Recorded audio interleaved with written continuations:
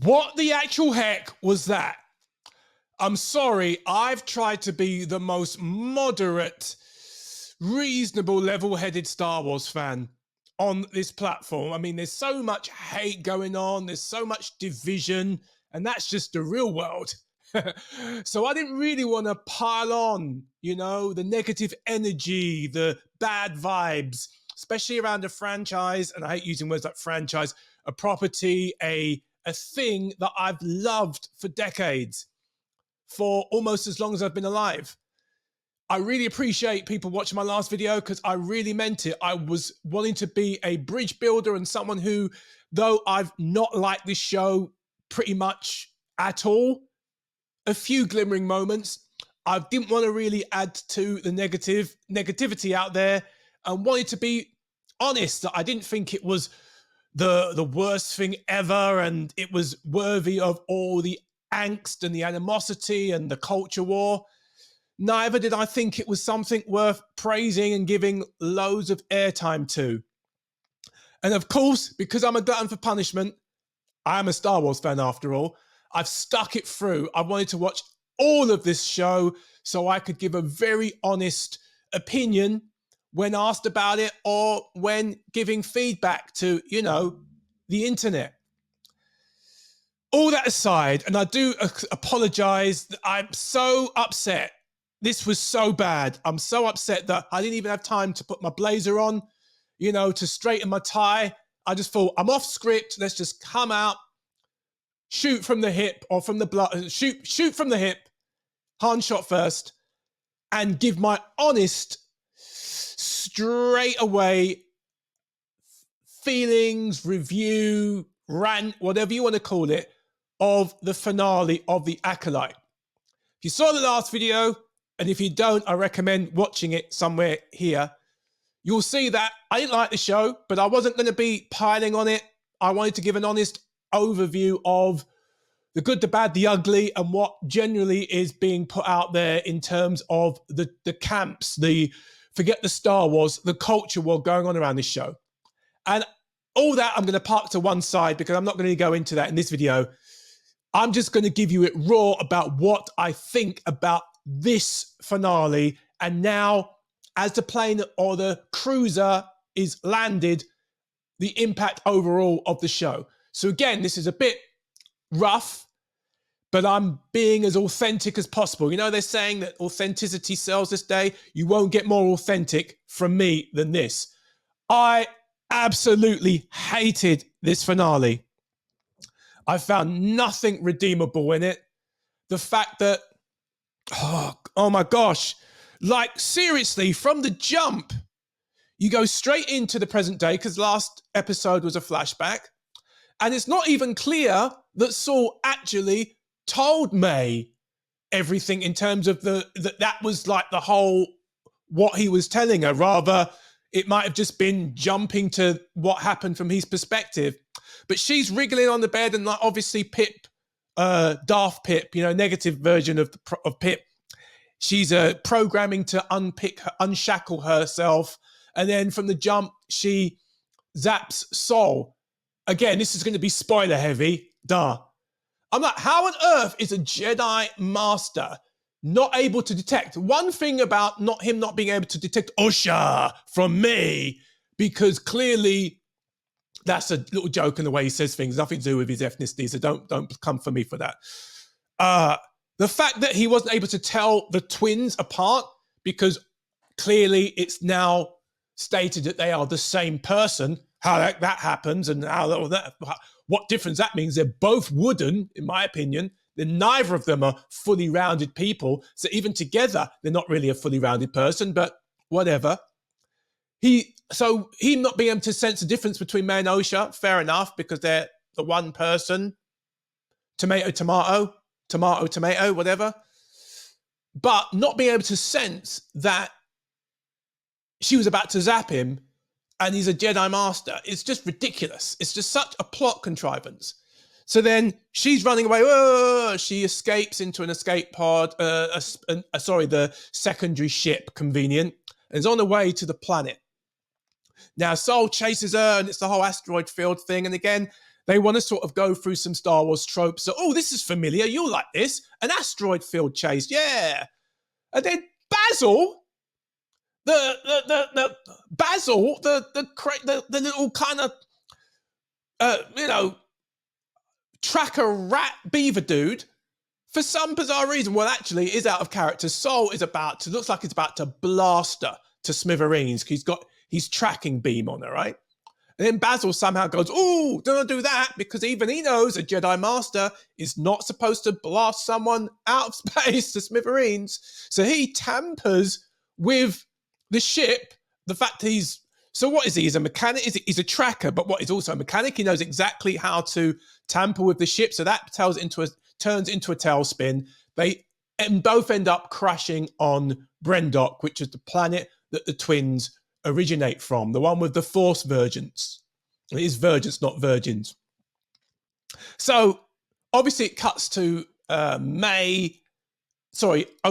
and Quamir having a chat, and they're all cordial. He's like, yeah, I know I tried to like murder everyone, including yourself, earlier in the show, but now we're cool because you've seen me naked. So that kind of bonds us. Yeah, we've got past hello stage. We're really tight. You've put my helmet on, and now you're sort of seeing things my way. So somehow they're kind of busy mates, they're best mates, they're good friends, or maybe lovers. And, that the shipping is strong with this one. So they're having a little bonding sesh after she's taken the helmet off. And he goes, well, I'm going to go and find my sister and whatever. Oh, well, but we've only got one ship. Well, you're coming with me. Oh, I guess I am. So they're going off. And then you get lurking in the shadows what is obviously a very significant character, a character that is an overarching character over all of the Star Wars, George Lucas's 6 movies. A character that's only mentioned once in the saga in the Revenge of the Sith, but he is a character that pretty much, even though never seen in live action before, is pivotal to so many of the events going on in the galaxy at that time. And that is none other than cue squiggly Cirque du Soleil opera type space performance, drum roll. Yeah, Darth Plagueis. They actually have shown Darth Plagueis. And if his first appearance is in this junk, how on earth do you have such a pivotal character? The first introduction is having him lurking in a creepy, not too great CGI way, peeking through behind a rock like a peeping Tom. That's how you do this great Sith Lord, Master of Palpatine. You make him a very kind of unintimidating, oh, I'm lurking behind a rock kind of dude, who's obviously is lesser than the characters of Quamir and Osha because they're who get all the focus. And I'm like, what the heck? Seriously, what the heck? I'm passionate right now. I'm the moderate guy, but this is taking things way too far in terms of ridiculous fan fiction that is just now ruining.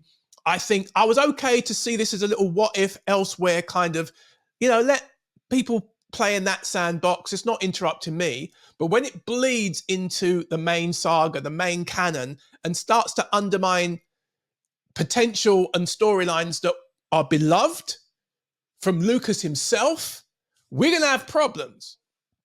So cue there's a whole issue of going to Brendok, and then obviously everything is going to kick off where it all started on the planet that was full of the witches. But then you've got Venestra, obviously back on Coruscant, proving herself to actually be a really dubious, unlikable, uninteresting, in fact, downright sinister and non-Jedi character in my book. I've not read the books, the High Republic, and apparently she's a great hero, great warrior, whatever. But in this, and I'm only going by this, I'm not coming from a butthurt, the canon, just from this. There has been nothing to make this character remotely appealing, remotely interesting, and endearing in no way, shape, or form. In fact, besides being extremely wooden, she's now extremely sinister and un-Jedi-like. You've wasted an actor like David Harewood, who's a fantastic actor, fellow Brit, black Brit like me.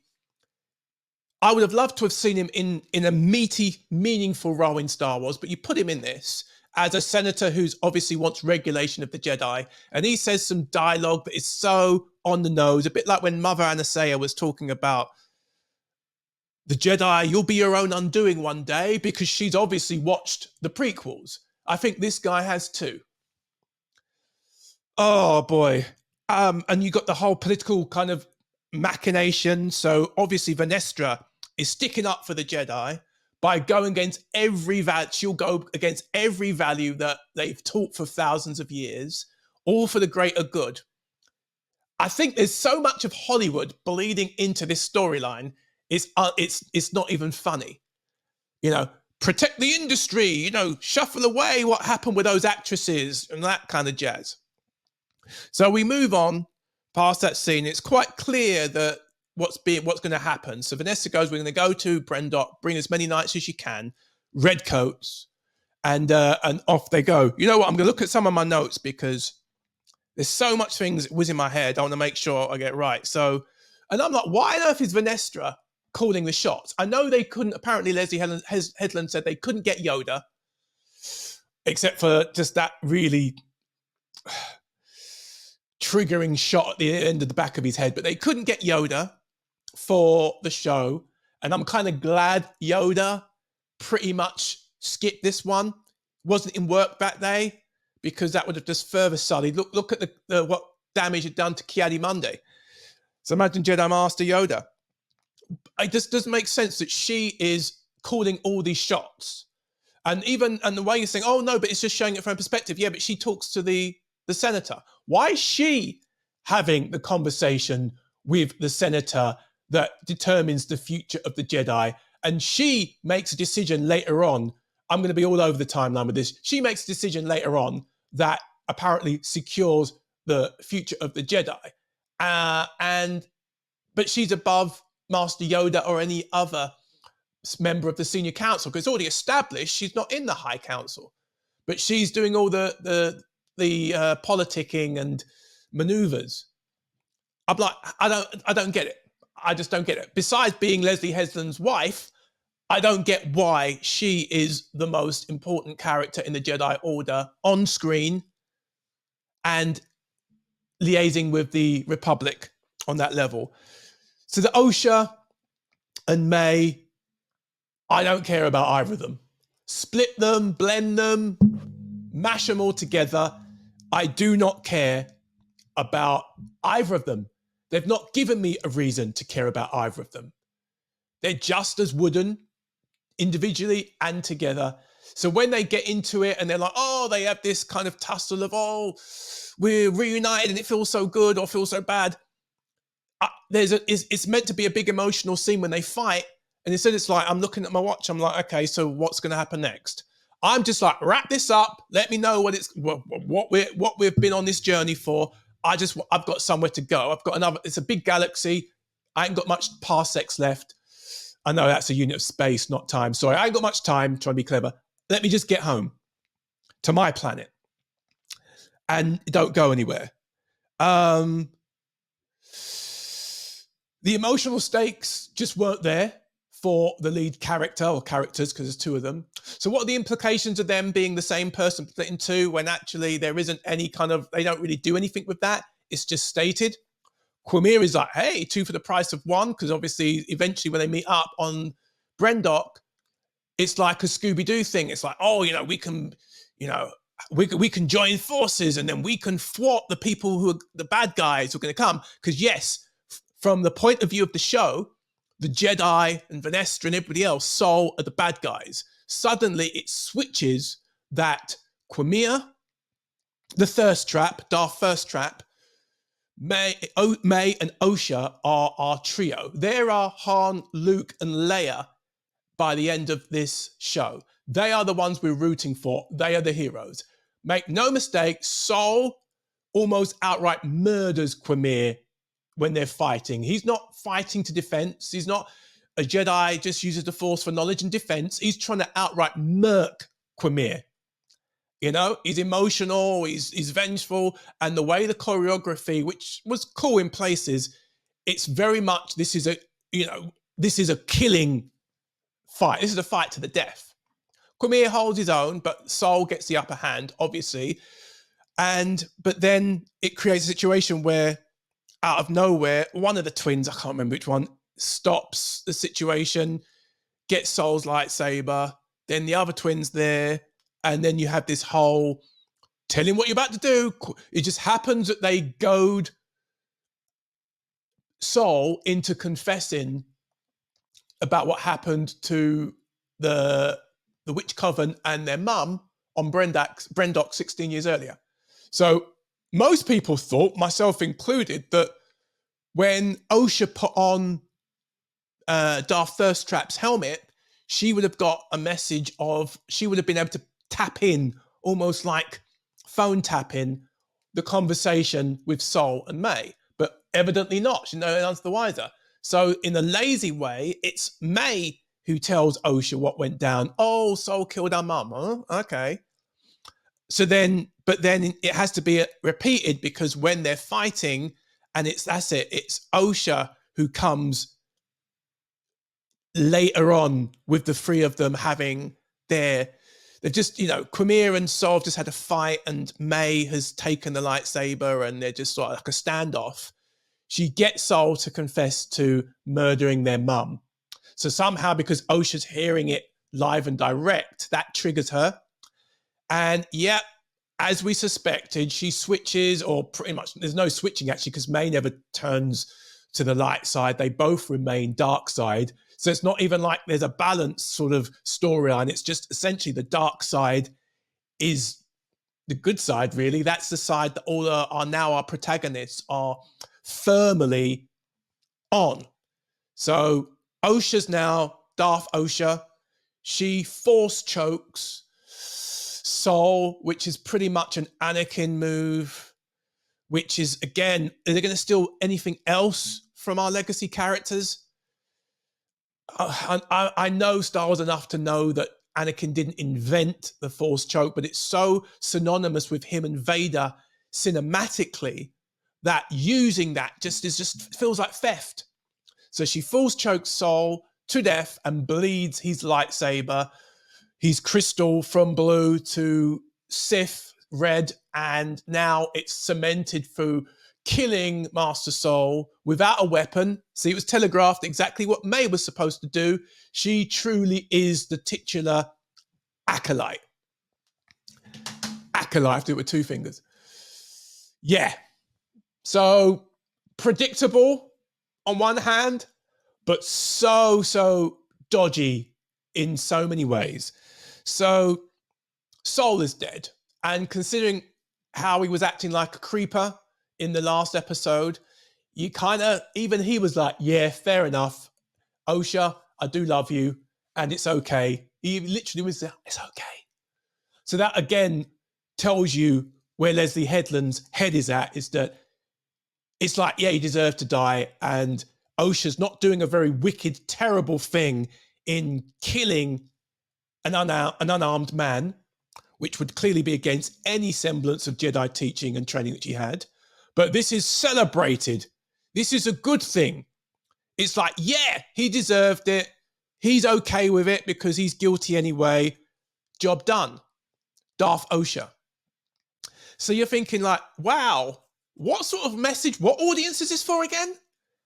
So if you're saying this is like a female lead in Star Wars, so little girls, not just Leia, they can look at now Osha and May and be, oh, we want little girls, we want to aspire to be you characters. And you've got a woman outright murdering her father figure. Because whatever you think, he was pretty much the only father she ever knew. And she just outright killed him. Not even May. Even May was like, boy, that's cold. I think Quimir was like, boy, that is, yeah. Bravo. I should be serving you, Sith Lord. So now you're in a situation where, oh my gosh, my mind's buzzing. The Jedi arrive, Venestra, obviously late. She sends her team off. Venestra sees the body, the corpse of Sol, and whispers something, and Quimir watches. You've got all those Jedi there, but they don't do anything. Because all they come across, oh yeah, May gets a mind wipe, like a mind memory wipe, like a magic kiss. It reminds me of Superman 2, when Lois is like, I can't bear the burden of knowing that you're who you are, but we can't be together. Don't worry about it, I've got a solution. Pucker up, kisses her, amnesia. This is like Quimir suddenly, out of nowhere, has memory erasing powers because the script needs it. So rather than say, oh, well, we have to kill May or whatever, they're like, we will wipe your memory. Yeah, we can do that. Yeah, could have been handy earlier on. And we'll just leave you, and I'm going to off with SITH Bro here. And that leads me to one of the most disturbing things, the way the show's wrapped up, that you've literally shipped these two characters of Osha and Quimir, that they are now clearly, it's like the step further of Reylo. They are now a thing, whether it's master and apprentice, but obviously the way they were holding hands, other. How toxic is that? We're in a post-Me Too era where you're trying to say that certain men are toxic and carrying on in obviously, clearly manipulative and dark ways. And then you want to push your female protagonist onto this dude as he's Acolyte. What kind of message is that giving to young girls? That brooding, emo, mysterious guy is just misunderstood. He just needs a woman in his life, needs a hug, that he can teach me some things. It's great to murder. He murdered Jackie, Yord, people that I liked, and a whole lot of innocent people. But hey, man, he's misunderstood. He just needs, maybe together, like, we just gel, we just click, we can make it work. And bye, May, wipe your memory, just leave you, and nothing. Yeah, it was a deal she made with SITH Bro, like, leave my sister, I'll go off with you. But she wanted to do anyway. It wasn't like, oh, this big struggle. It was like, actually, I've already seen enough to make a decision. I'm doubling down on you. This is just so toxic. This is just so toxic. We're talking, and I thought some of the comments about Leslye Headland's past working for Harvey Weinstein were too far, too much. But you don't help yourself. You don't help your core sister when you're literally pairing your character off with a toxic, murderous, abusive, deeply flawed at best male character, and you're saying that evil is good. Essentially, by the end of this, Sol messed up and now he's dead. But you double down on it by having Venestra show up. Know what really went down, but then you jumped back to Coruscant.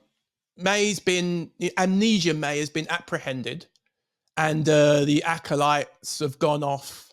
Quimir and the Acolyte have gone off on their merry way for their future adventures.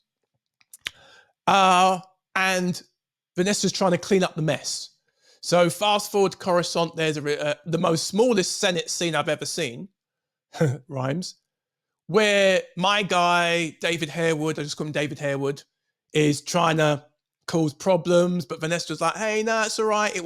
So basically she pinned it all on Sol. It was a rogue Jedi who lost it all, who messed up, we wash our hands with him. It's all right, though. She apologized to his corpse and gave him a sort of Viking, the Qui-Gon burning his body, drift him off to sea treatment.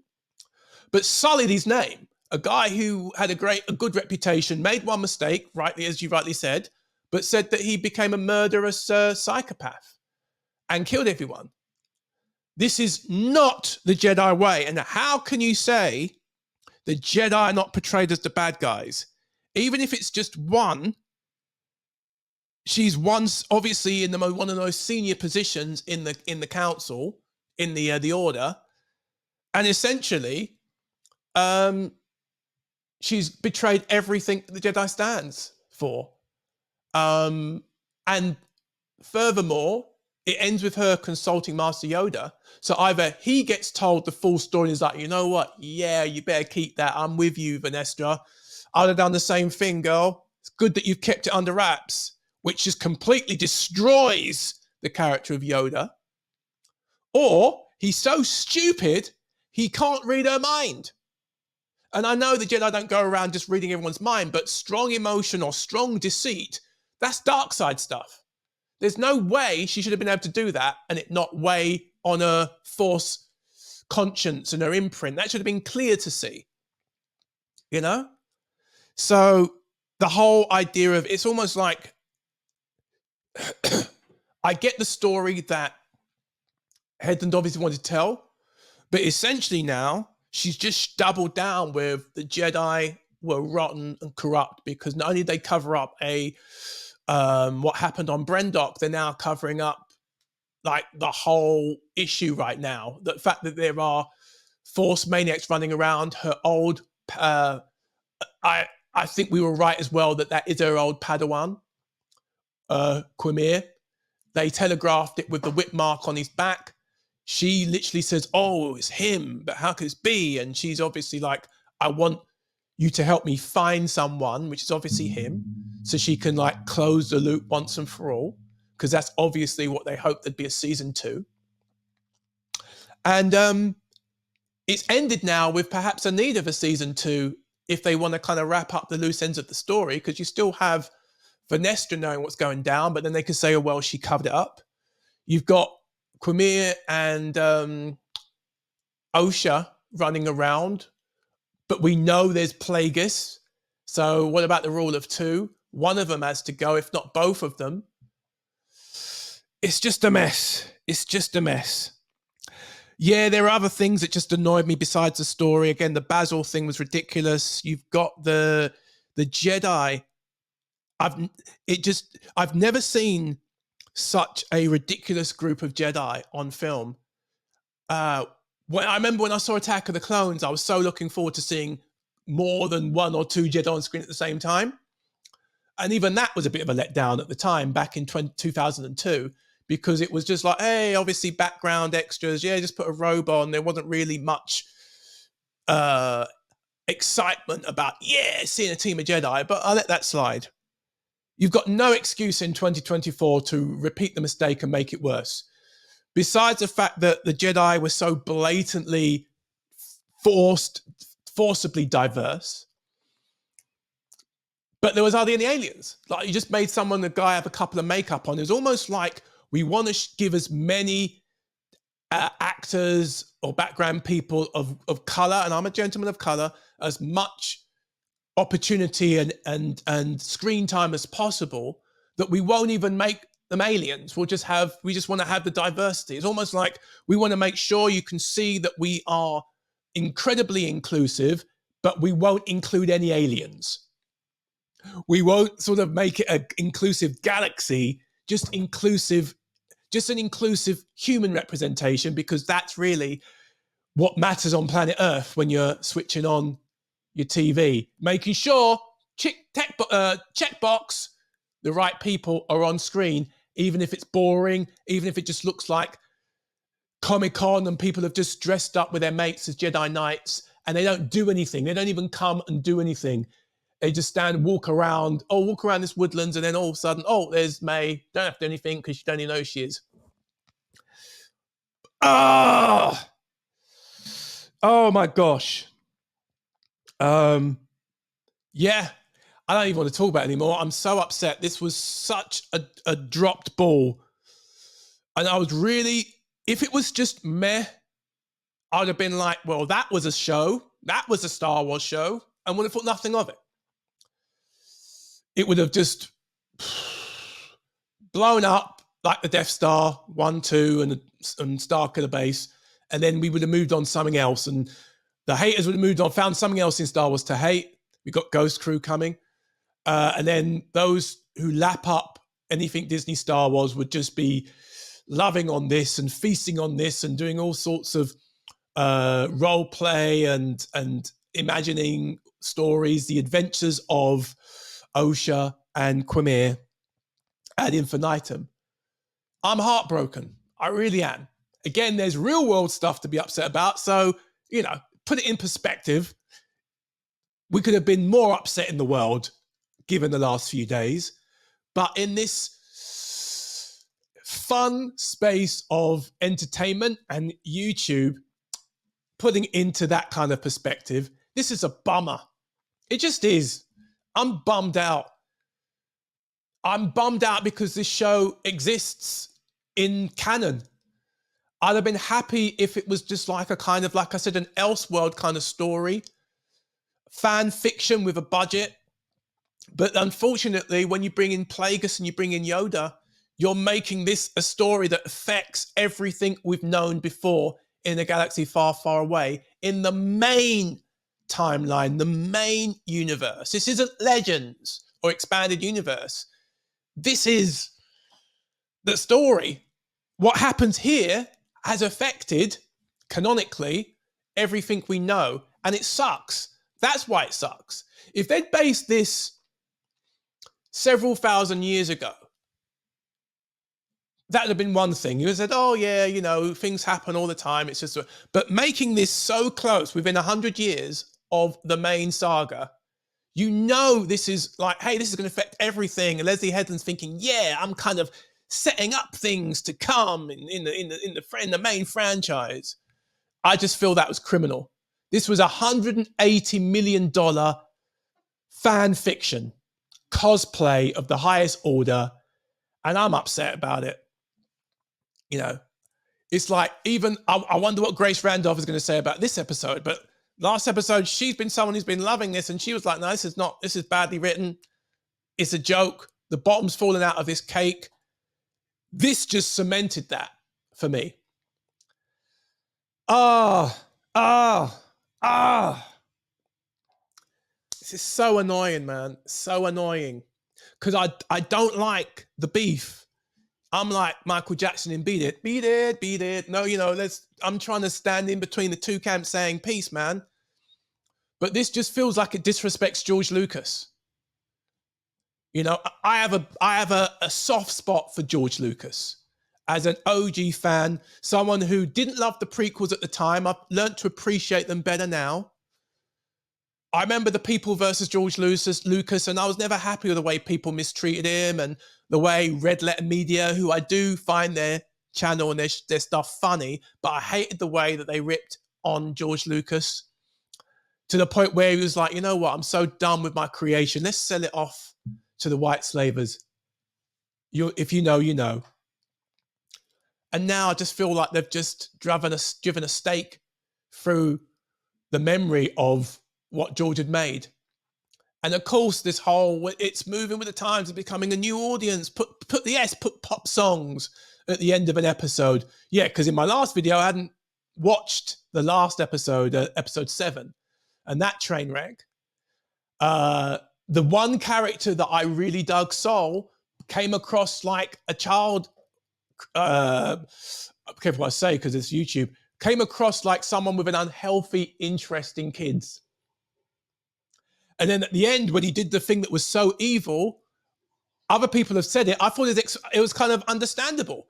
If I'm seeing a witch who obviously uses a force, she's used it malevolently in controlling Padawan Torbin, turn into some kind of black smoke monster, seemingly evaporating one of the children that was going to be sacrificed for the ascension, I'm going to get my lightsaber out too. And then she gaslights him by saying, I was going to let Osha go with you. Why don't you start with that? And again, the writers make decisions for the convenience of the story they're trying to tell that just doesn't ring true to real life. There was no indication she was going to let Osha go. There's no indication there's going to be nothing but conflict the way Coral raises her weapon. She was chomping at the bit to get into a fight. I can't blame Sol for drawing his weapon. You've got one moment to make the difference between life and death, and he took that call. And he was guilty about it. And he made some shady decisions afterwards, fair enough. But the whole idea of, you know, that being a justifiable thing for Osha to turn dark and kill him, and now we're meant to champion, yay, the dark side. Leslye Headland has said that she prefers the dark side, and she's fascinated by the dark side, and she believes the dark side is legitimate. It's not as binary as good and evil. It's relative. And that's where we're going, folks. There is no good. There is no evil. It's all relative. It's all one and the same. Good characters doing evil is justifiable because they're opening up themselves to their true selves. Osha is just following her true selves. Quamia, the toxic Sith bro, is just facilitating her to be her true unbridled self. I wouldn't tell you what to do. I wouldn't tell you something's wrong or right. Isn't that where we're going? Isn't that where we want so many people in society not to call us out on doing something wrong? Just let me be me. A dark side force murdering so-and-so. Just let me be me. Hater. And relax. So, I don't know, I might not get any comments and likes or whatever this video. I don't care. I just had to let it off my chest. So I'm authentic and real. I didn't like this show at all. I didn't hate every episode. There were aspects that I gave it a pass. But this landing, this unhappy landing to do the inverse of Obi-Wan is not just a catastrophe for this show. It's catastrophic for the franchise, in my opinion. You've legitimated people undoing and undermining some of the core principles of George Lucas in his Star Wars. And more dangerous than that, you've given sympathy for the devil. You've really shown evil and said this is actually relative and actually good. And that is the biggest crime of this show. Not the wooden acting in places, not the bad writing and contrivances, not the cosplay looking Jedi and the lack of, where's that 180 million go when you think about it? Some of the wonky effects and Basil and all of that. But putting the dark side and giving it a massive glowing thumbs up. Leslye Headland, you've not really helped your case. You've not really... If anyone had doubts about Hollywood and if anyone had doubts in the past about Hollywood and its messaging and its tendency towards some crazy, questionable moral stuff, this show ain't going to dissuade you otherwise. I'm the right tone, sometimes right, prepared to be wrong. These are my honest, unsponsored, unfiltered thoughts. I ain't getting no grift money, and I sure ain't going to get no shill money after this. Leave your comments and let me know what you think below. And next videos will be more polished than this. This is raw. This is straight unbridled. No Jedi or Sith training. This is my pure emotion in the Force coming through. See you next time. Thanks for watching. Oh, I need a drink.